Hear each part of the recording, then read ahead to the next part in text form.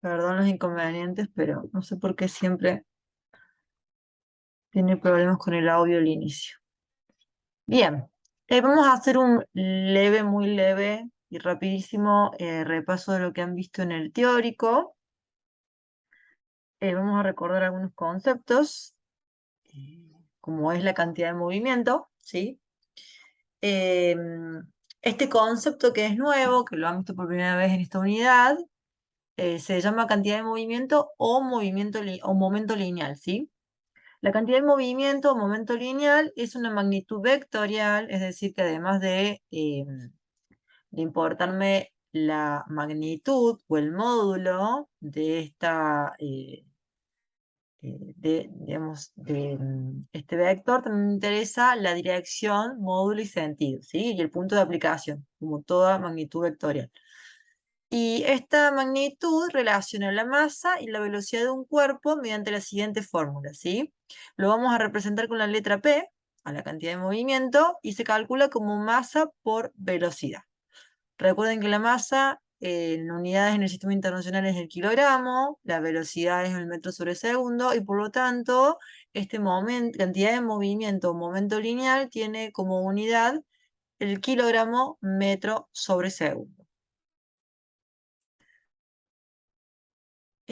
Podemos descomponer, como les decía, como la cantidad de movimiento es una magnitud vectorial, ¿sí? Tiene la misma dirección y el mismo sentido que la velocidad, ¿sí? Entonces fíjense ahí, les esquematicé que si la velocidad tiene esa dirección y ese sentido, la cantidad de movimiento también.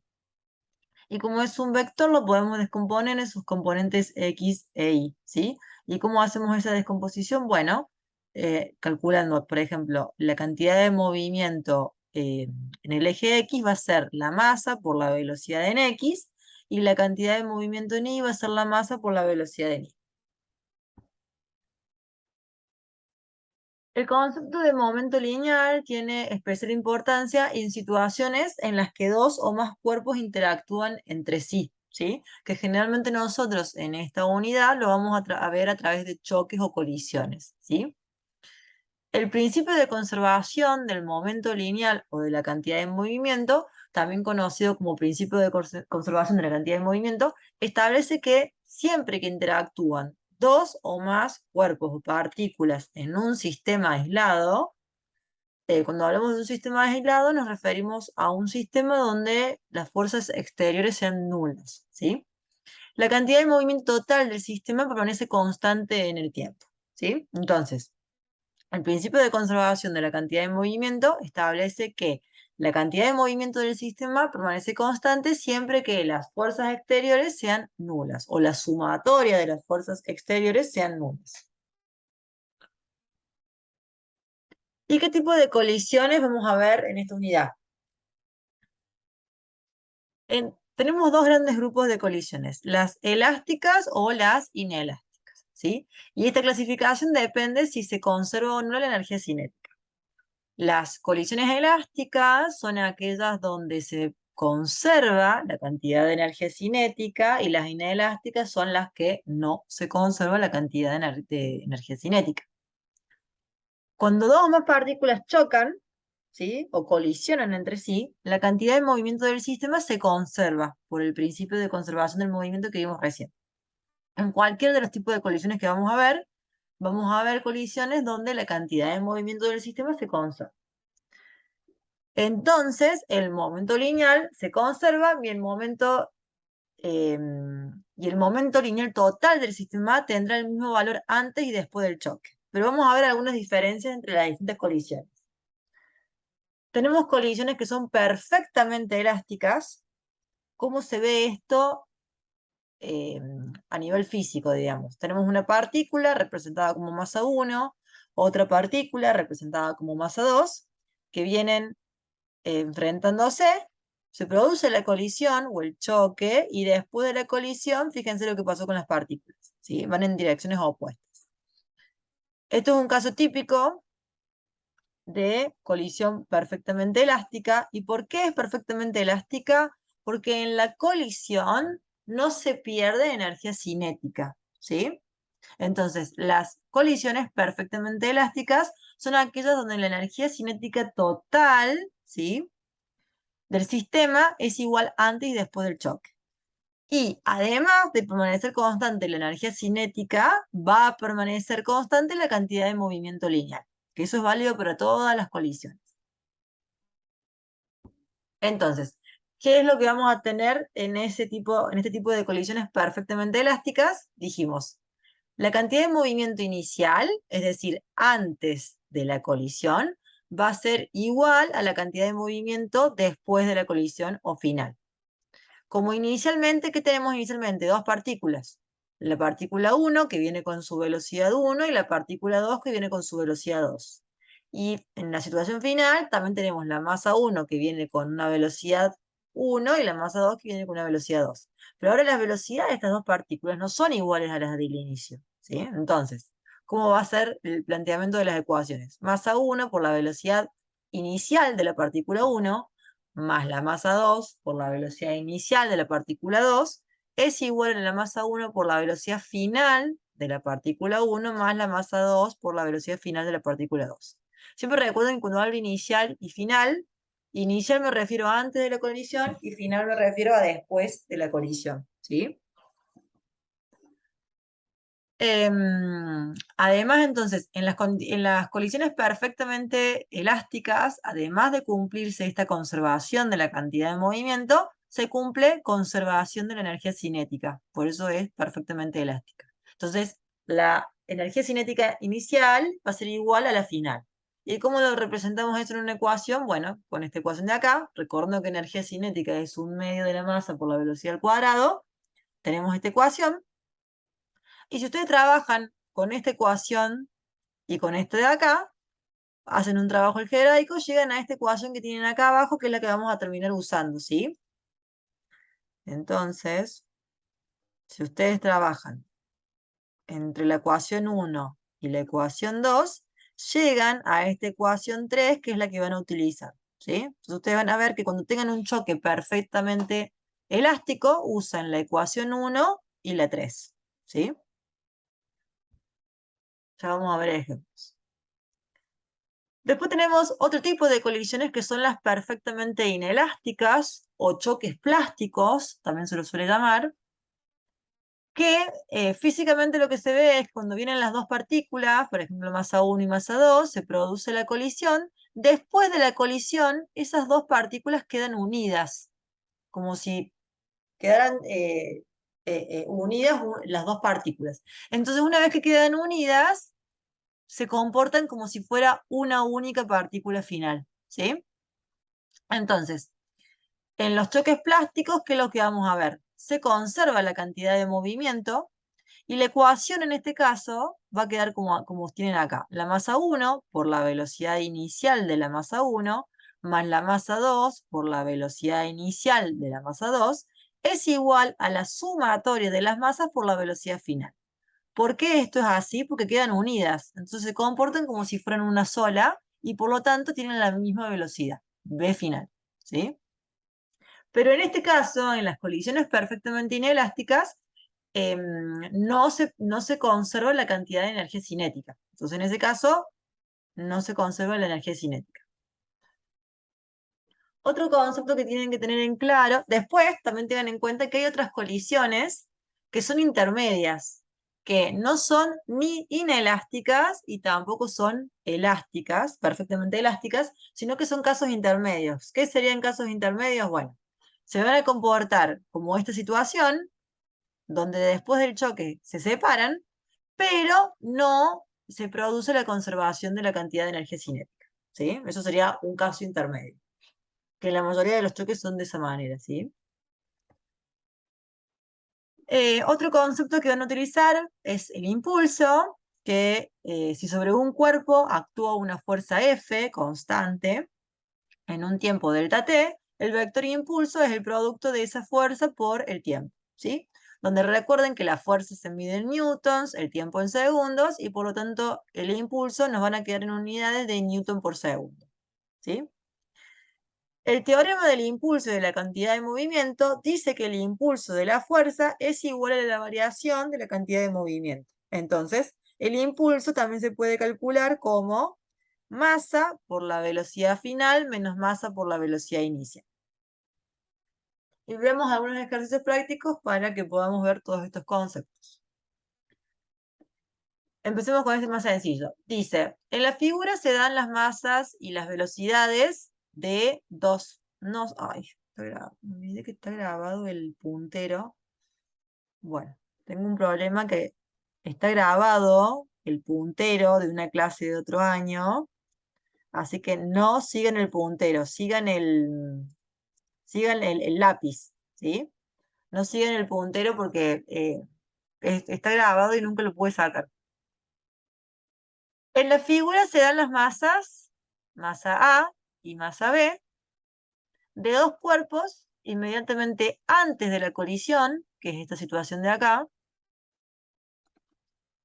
y después de que chocan. O sea que esta es la condición inicial y esta otra de acá es la condición final.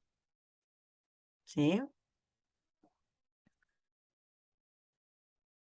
Las velocidades de la masa B es incógnita, o sea, lo que sabemos es las masas de la partícula A, de la partícula B, sabemos las velocidades iniciales de la partícula A, de la partícula B, sabemos la velocidad final de la partícula A, pero lo que no sabemos es la velocidad final de la partícula B. Se debe determinar entonces esa velocidad final. Y dice, desprecia el rozamiento con el piso. Esto es básicamente para hacernos entender de que no hay fuerzas externas y por lo tanto, como no hay fuerzas externas, se puede deducir la conservación de la cantidad de movimiento, ¿sí? Este choque no es ni perfectamente elástico ni perfectamente inelástico, ¿sí? Fíjense, no es inelástico porque los cuerpos después del choque no quedan unidos, ¿sí? Pero tampoco es elástico, porque si fuera elástico el enunciado me lo debería decir, ¿sí? Me debería decir que es un choque perfectamente elástico. Como no dice nada, este es un caso intermedio, ¿sí? Es un choque que no es ni perfectamente elástico ni perfectamente plástico, es intermedio, ¿sí? Entonces, lo único que podemos nosotros decir de este ejercicio es que se produce la conservación de la cantidad de movimiento, ¿sí? Es decir, la cantidad de movimiento inicial, es decir, antes del choque, va a ser igual a la cantidad de movimiento final después del choque.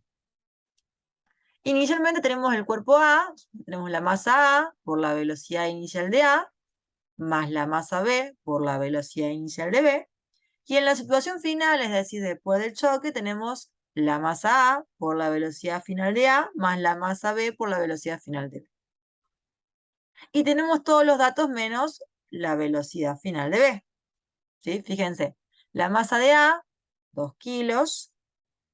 La velocidad inicial de A son 12 metros sobre segundos. La masa de B son 3 kilos. La velocidad inicial de B son 2 metros sobre segundos y la velocidad final de A son 4 metros sobre segundos. Esto acá hay un error de tipeo, ahí es 4 metros sobre segundos. ¿Sí? Entonces, de esta ecuación van a despejar la velocidad final de B porque tienen todos los datos, ¿sí? Entonces resuelven 2 por 12 más 3 por 2, eso les va a dar 30. El 2 por 4,5 les da 9, y ese es este 9 que pasa restando, y después pasan este 3 dividiendo, y eso les da que la velocidad final de la partícula B es 7 metros sobre segundos. Y como es positiva, significa que esa partícula viaja hacia la derecha después de la colisión. Porque si el valor les hubiese dado negativo, significa que hubiese estado viajando hacia la izquierda. ¿Sí? ¿Hasta ahí se entendió? ¿Quedó claro esto? Sí, profe. Perfecto. Entonces, seguir. Bien,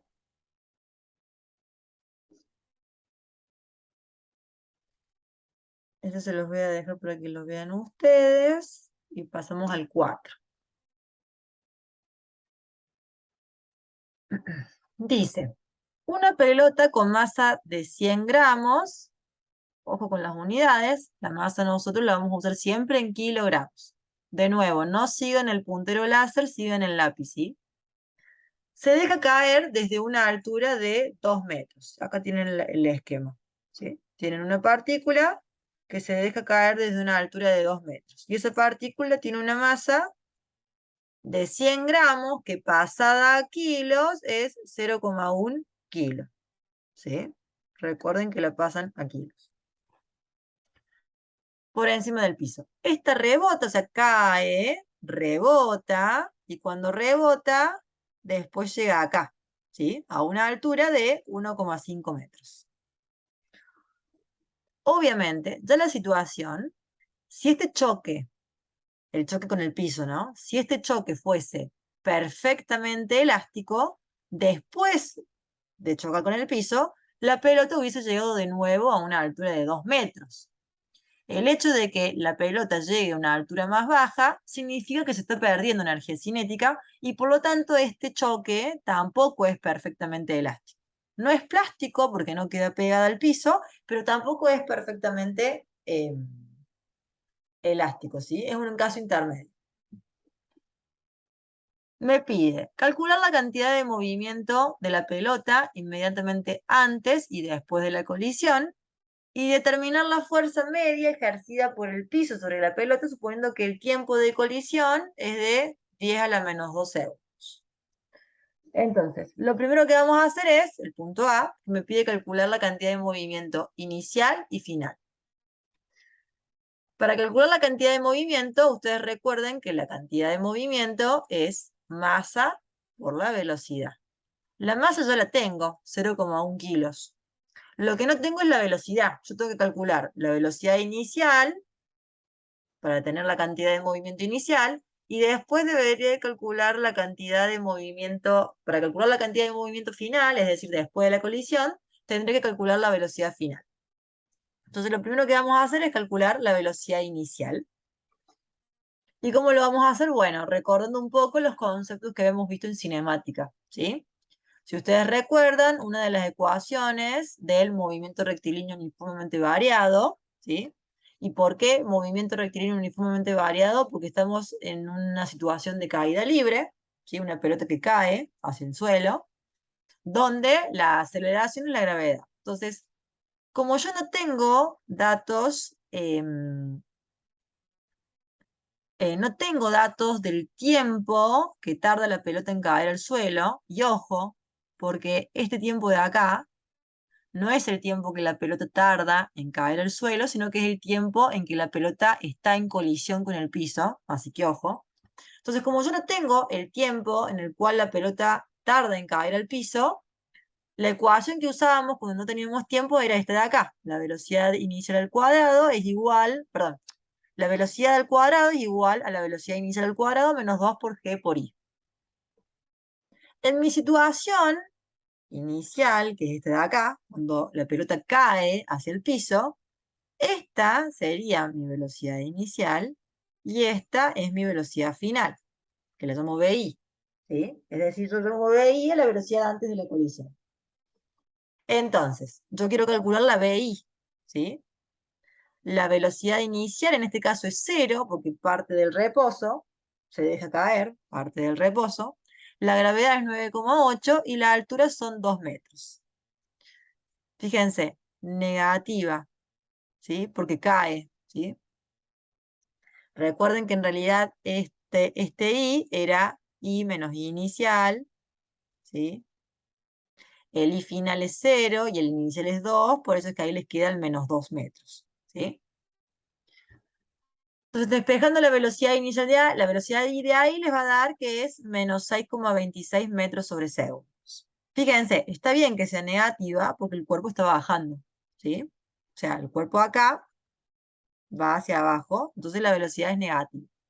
Una vez que tenemos esa velocidad, podemos calcular la cantidad de movimiento antes del impacto, ¿sí? Que recordando que es masa por velocidad, la masa es 0,1 kilos, la velocidad es la que acabamos de calcular, y la cantidad de movimiento antes del impacto, entonces nos da menos 0,626 kilogramos metros sobre segundos. Y el signo negativo está bien porque va hacia abajo, ¿sí? Lo que vamos a hacer ahora es calcular la cantidad de movimiento después del impacto, ¿sí?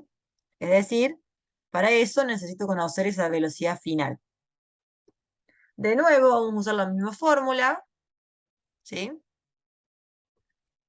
Donde, en este caso, esta va a ser mi velocidad inicial, esta sería mi velocidad inicial, y esta de acá sería mi velocidad final, ¿sí? Entonces, ahora va a ser esta mi velocidad inicial. Esperen que les voy a confundir con los nombres. Entonces, esperen que descarta. Vuelvo acá. Cuando yo uso esta fórmula acá, ¿sí? La velocidad final, en este caso, va a ser esta de acá arriba, que yo la llamé 2 ahí, pero que no se les confunda. Y la velocidad inicial sería esta BF, que yo le puse BF en este caso, porque sería final con respecto a la colisión, después de la colisión, ¿sí? Entonces, usando esa fórmula, les va a quedar la velocidad 2 al cuadrado menos la velocidad F al cuadrado menos 2 por G por I. Donde recuerden que este I es I menos el I inicial, ¿sí? La velocidad 2 en este caso es 0, porque una vez que el cuerpo llega acá se detiene, por eso es 0, este de acá. La velocidad de F es la que yo quiero calcular, la gravedad es 9,8, y la I sería, la I final es 1,5 y la inicial sería 0 porque parte desde el suelo. Entonces ahí el 1,5 les queda positivo. Si despejan la BF de ahí, les va a dar que es 5,42. Y está bien que sea positiva porque en este caso la pelota va hacia arriba, sube, ¿sí? Entonces, una vez que tenemos esa velocidad, podemos calcular la cantidad de movimiento con esta ecuación, y les da que la cantidad de movimiento final, hay un error de tipeo ahí, es decir, después de la colisión, les da 0,542. ¿Quedó claro esto?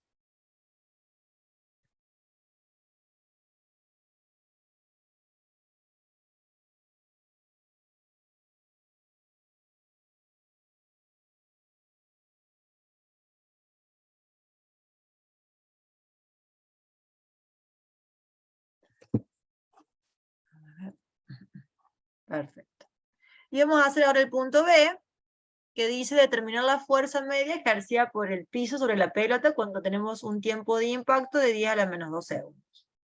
Y de las ecuaciones que vimos, la única que tiene fuerza es el impulso, ¿sí? ¿Se acuerdan? El impulso lo calculábamos como la fuerza por el transcurso de tiempo, el delta T, ¿sí? Donde para calcular esa fuerza yo necesito conocer el tiempo, que me lo da el de dato, y el impulso.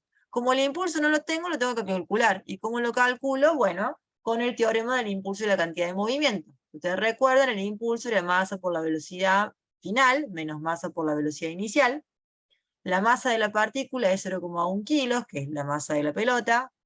La velocidad final es la que calculamos, la velocidad inicial es la que habíamos calculado, y con eso calculamos el impulso.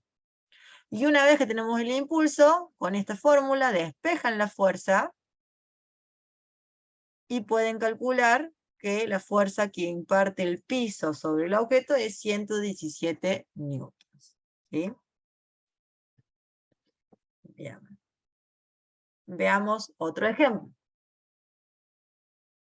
Dice, un móvil A, este de acá, un móvil A, de masa 1800 kilos, se muestra en reposo, o sea, la velocidad inicial del móvil A es 0, frente a un semáforo en el momento que es colisionado por otro vehículo B de masa 900 kilos. Los autos quedan enredados después del choque. ¿Qué significa eso? Que quedan unidos, que es lo que tienen acá, quedan unidos. Entonces, en este caso, estamos en presencia de un choque plástico, choque perfectamente inelástico o plástico, ¿sí? Si ustedes después dicen, se pide averiguar, si el vehículo B inicialmente tenía una velocidad de 20 metros sobre segundo, ¿cuál será la velocidad final después del choque y cuánta energía cinética se pierde? Bueno, como es un choque perfectamente inelástico o plástico, se cumple que es el principio de conservación de la cantidad de movimiento, y en este caso lo vamos a eh, eh, representar como sigue. La masa A por la velocidad inicial de A, más la masa B por la velocidad inicial de la partícula B, es igual a la suma de las dos masas por la velocidad final. ¿Y por qué así? Porque recuerden que quedan enredados, quedan unidos, ¿sí? Entonces, en el choque plástico, siempre van a tener que en la situación final, sumamos las masas y la velocidad final es una sola, ¿sí? Porque se mueven juntos. Entonces, en este caso, tenemos una sola incógnita, que es la velocidad final, que es la que queremos calcular. La masa A es conocida, 1800 kilos, la velocidad inicial de A es 0 porque está detenido, más la masa de B, que es conocida, que es 900 kilos, por la velocidad inicial de B, que es 20 metros sobre segundos, y las dos masas son conocidas, la sumatoria pasa dividiendo y les va a quedar que la velocidad final es 6,67, de los dos vehículos porque van juntos, ¿sí? El punto B me pide calcular la cantidad, cuánta energía cinética se pierde en el choque. Como es un choque inelástico, se pierde energía, ¿sí? O sea, energía cinética. En el único choque que no se pierde energía cinética es en los perfectamente elásticos, ¿sí? En cualquier otro choque se pierde energía cinética. Entonces, para calcular cuánta energía cinética se pierde, lo que vamos a hacer es calcular la energía cinética inicial, la final, y ver la diferencia, ¿sí? ¿Cómo calculo la energía cinética inicial? Bueno, es la sumatoria de las energías cinéticas de los ambos vehículos. Un medio de la masa del vehículo A por la velocidad inicial de A al cuadrado, más un medio de la masa de B por la velocidad inicial de B al cuadrado. Como tienen todos los datos, les da que la energía cinética inicial es 180.000 joules. Después del choque, tenemos los dos cuerpos unidos. Entonces, para calcular la energía cinética final, vamos a hacer un medio de la suma de las masas por la velocidad al final al cuadrado. Que esa velocidad final es la que calculamos recién. Y de ahí les da que la energía cinética después de la colisión es 60.000 joules. Para ver cuánto se pierde, lo que hago es la diferencia entre ellas. Es la final menos la inicial, ¿sí? La final menos la inicial. Es decir, será 180.000 menos 60.000. Y eso les da menos 120.000 joules. Ese signo negativo es porque se pierden 120.000 joules de energía cinética. ¿Quedó claro? ¿Se entendió?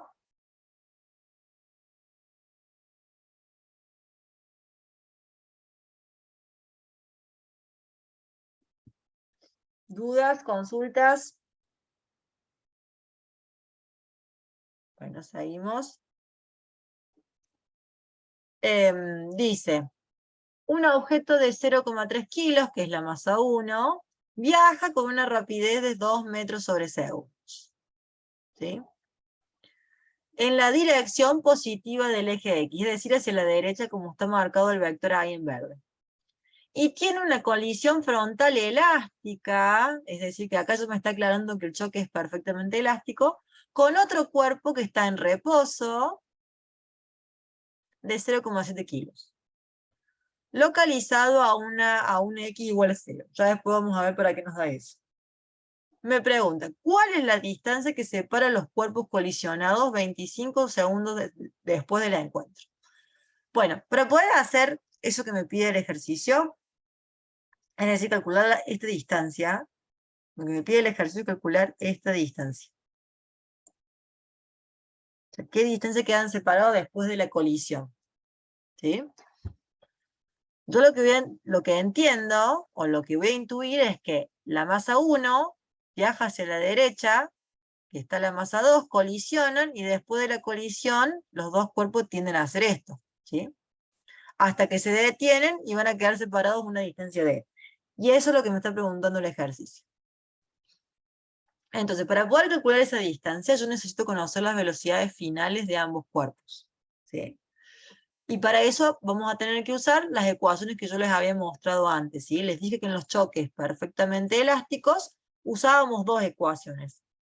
la conservación de la cantidad de movimiento, que es esa ecuación que tienen marcada como 1, y también se cumplía en los choques perfectamente elásticos el principio de conservación de la energía cinética, que si ustedes, no les mostré el trabajo algebraico porque no es algo que tengan que saber hacer, pero si ustedes trabajan con las dos ecuaciones, llegan a esa ecuación 2 que tienen ahí, que es la que van a utilizar.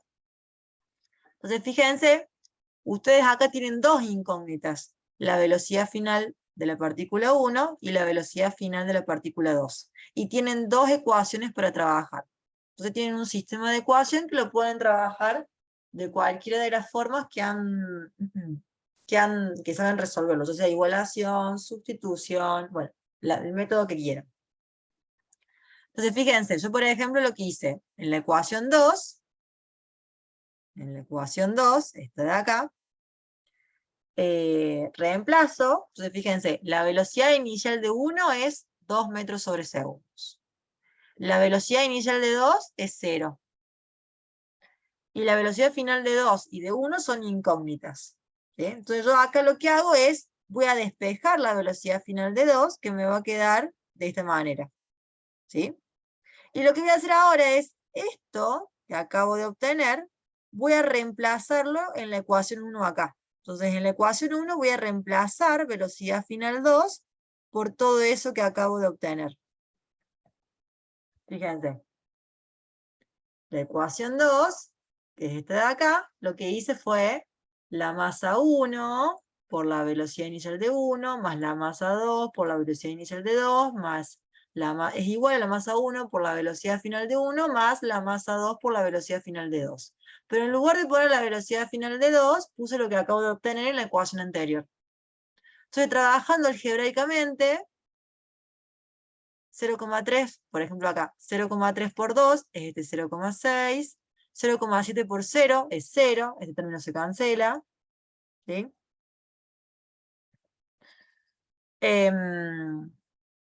Acá les va a quedar, bueno, acá hacen distributiva del 0,7, entonces les va a quedar 0,7 por 2 es 1,4 que pasa restando de este lado, y 0,7 de la velocidad final de 1. Entonces de ahí, estos dos términos son semejantes, porque son los dos velocidad final de 1, entonces pueden sumar 0,3 más 0,7 es 1, 1 velocidad final de 1. ¿Sí? Y de ahí el 1 pasa dividiendo y les queda que la velocidad final del cuerpo 1 es menos 0,8. ¿Por qué les queda negativo? Porque significa que la masa 1, después de la colisión, viaja hacia la izquierda. ¿Sí? Una vez que tengo la velocidad final de 1, puedo volver a la ecuación anterior, es decir, esta de acá, y voy a reemplazar velocidad final 1 por el valor que acabo de obtener, y calculo de esa manera el valor de la velocidad final 2, ¿sí? Que les va a dar en este caso 1,2, y es positivo porque va hacia la derecha. ¿Hasta ahí quedó claro el ejercicio? Todavía no respondí lo que me pregunta el enunciado, ¿sí? Lo único que hice hasta ahora es calcular las velocidades finales de las dos partículas después de la colisión.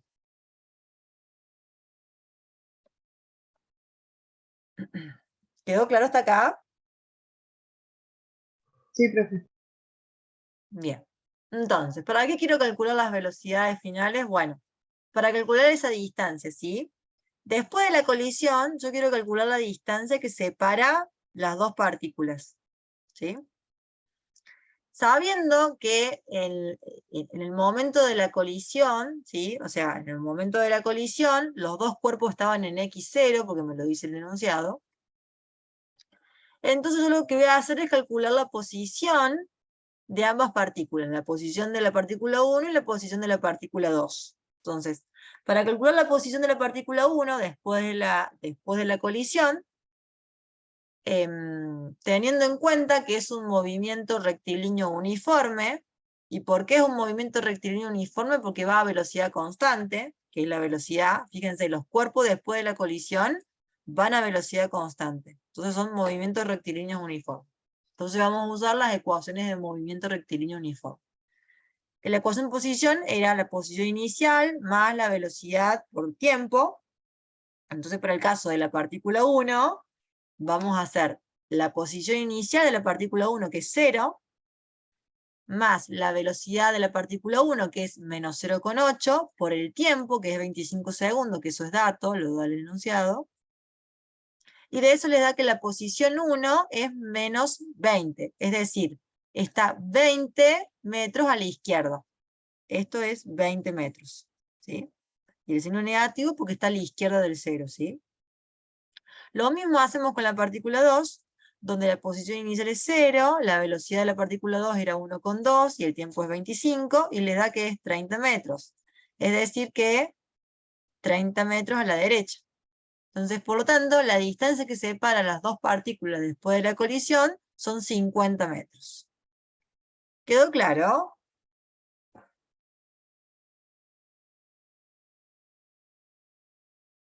Sí, profe. Bien, se les queda a ustedes. Vamos a hacer este de acá. Dice, una bala de rifle de 8 gramos, está la masa, y ojo, porque la tengo que usar en kilos, se incrusta en un bloque de 0,992 kilos que descansa en una superficie horizontal sin fricción sujeta a un resorte. El impacto comprime el resorte 15 centímetros. La calibración del resorte indica que se requiere una fuerza de 0,75 newtons para comprimirlo 0,25 centímetros. A. Calcula la velocidad del bloque inmediatamente después del impacto y qué rapidez tiene inicialmente la bala. Bueno, acá les esquematicé las situaciones como serían. Tenemos la bala que inicialmente viene a una velocidad que es desconocida y que es lo que me pide calcular. O sea, qué rapidez tiene inicialmente la bala. Lo puse como V larga de bala 1, la velocidad inicial de la bala. Y inicialmente tenemos el cuerpo incrustado en un resorte, ¿sí? Que está quieto. Bien, esa es la situación 1. Después tenemos cuando se produce la colisión, que la bala se incrusta en el bloque, lo que tenemos acá. Y el hecho de que se incrusta significa que es un choque plástico, porque quedan unidos después los dos bloques, ¿sí? Y representé como velocidad 2 a la velocidad inmediatamente después del impacto, que como los cuerpos quedan unidos, esa velocidad 2 es de la bala y del el bloque de 0,992 kilos, ¿sí? Y acá en la situación 3 es cuando el conjunto bala-bloque comprime el resorte, ¿sí? Porque obviamente como la bala choca contra este bloque, después lo impulsa hacia la derecha y comprime el resorte. Entonces, con los datos de calibración del resorte, fíjense que a usted en un momento le dice, la calibración del resorte indica que se requiere una fuerza de 0,75 newtons para comprimirlo 0,25 centímetros. Eso les da para calcular la constante elástica del resorte, ¿sí? Si ustedes recuerdan, la constante elástica era fuerza sobre X, la fuerza es 0,75 newtons, y la compresión, recuerden que es en metros, es 0,0025 metros. Y eso les da que la constante del resorte son 300 newtons sobre metros. La bala se incrusta en el bloque, entonces estamos hablando de un choque inelástico o perfectamente plástico, como les decía recién, y por lo tanto vamos a plantear que se conserva la cantidad de movimiento lineal. Entonces nos va a quedar la masa de la bala por la velocidad inicial de la bala, más la masa del bloque por la masa del bloque inicial, es igual a la sumatoria de la masa de la bala más el bloque por la velocidad de ambos, que era lo había representado como velocidad 2, si se acuerdan, ¿sí? Entonces lo que vamos a hacer es calcular esa velocidad. Tenemos una ecuación con dos incógnitas, porque yo acá no tengo ni la velocidad inicial de la bala, y tampoco tengo la velocidad 2, ¿sí? Como tengo una ecuación con dos incógnitas, tengo que plantear otra ecuación, ¿sí? Entonces, si se fijan, entre los instantes 2 y 3, la energía mecánica se conserva porque dice que no hay fricción entre el bloque y el piso, Y la energía cinética del conjunto bala-bloque se transforma en energía potencial elástica comprimiendo el resorte. Entonces, repito acá. Cuando me refiero entre el instante 2 y 3, me refiero a estos dos, ¿sí? Entonces recuerden que una vez que la bala se incrusta en el bloque, comprime el resorte. Entonces, como me dice que no hay fricción, significa que se conserva la cantidad de energía mecánica. Es decir, la energía mecánica en la situación 2 es igual a la energía mecánica en la situación 3. En la situación 2 solo hay energía cinética. Y en la situación 3 solo hay energía elástica. Entonces, lo que va a ocurrir es que la energía cinética en la situación 2 es igual a la energía elástica en la situación 3. ¿Sí? Entonces, en la situación 2, la energía cinética va a ser un medio de la suma de las masas por la velocidad al cuadrado, y la energía elástica va a ser un medio de K por X al cuadrado, donde X recuerden que es la compresión. Tengo de dato la compresión, que es 0,15 metros, son los 15 centímetros, lo da el dato. La K del resorte ya la hemos calculado, y con esa ecuación pueden despejar la velocidad 2, que sería la velocidad con la que se va a mover el bloque y la bala cuando se produce la colisión, que les da 2,6 metros sobre segundos. Como ya tengo esa velocidad 2, ahora sí puedo volver a esta ecuación. Como tengo esa velocidad 2, ahora sí puedo calcular la velocidad inicial de la bala, ¿sí? Entonces vuelvo a esta ecuación, y como la velocidad 2 ahora ya es conocida, puedo calcular la velocidad inicial de la bala, que les va a dar que es 375 metros sobre segundos. ¿Hasta ahí quedó claro?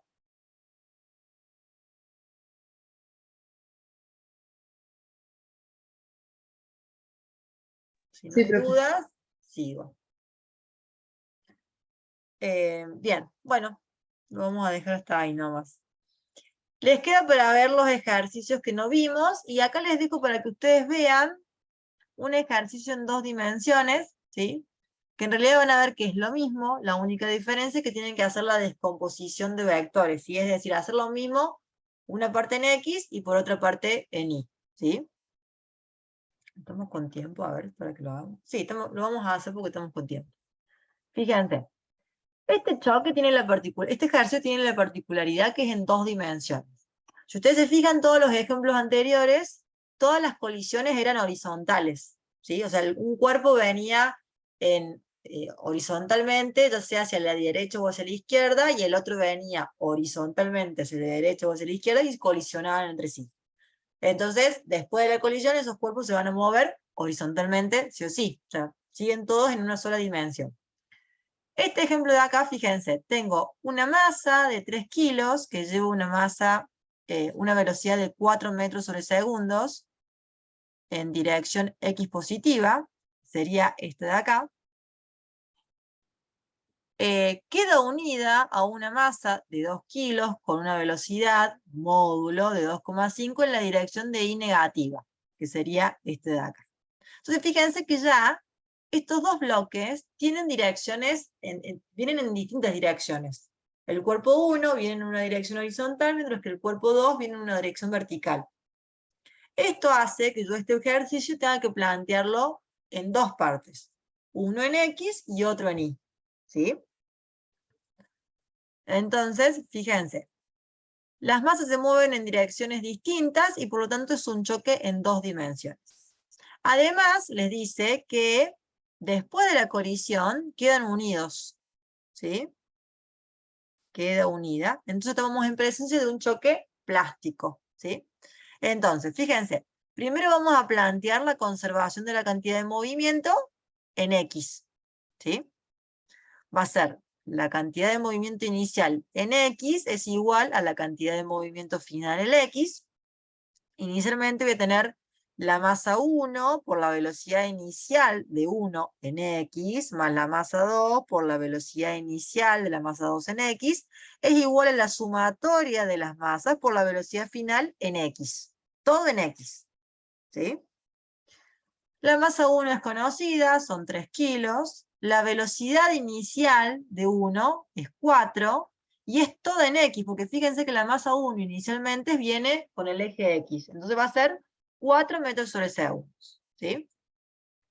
O si quieren hacer directamente con los ángulos, fíjense, yo puedo usar el módulo, que es 4, por el coseno del ángulo, donde en ese caso el ángulo sería 0, ¿sí? Porque ustedes siempre recuerden que el ángulo se mide con el semieje positivo de las X. Entonces ustedes hacen el eje ahí, ese vector en verde, que sería la velocidad inicial del cuerpo 1, tiene un ángulo de 0, por eso es coseno de 0.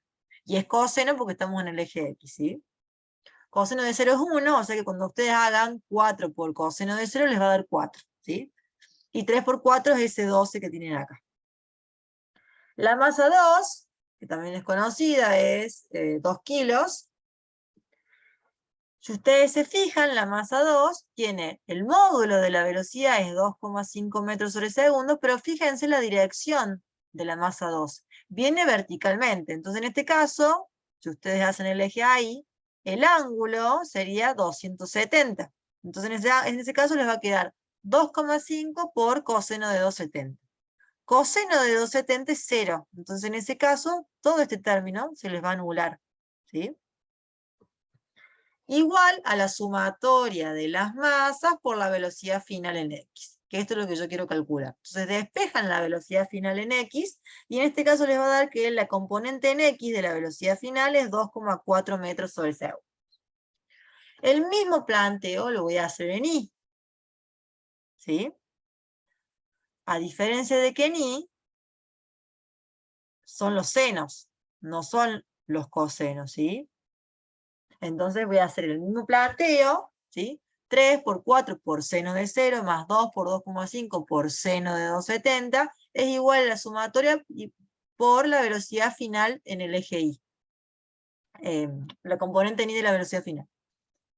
Seno de 0 es 0, o sea que en este caso se les va a anular este término, y claro, porque la velocidad inicial de la masa 1 es toda horizontal, no tiene ninguna componente vertical, por eso es que se anula, ¿sí?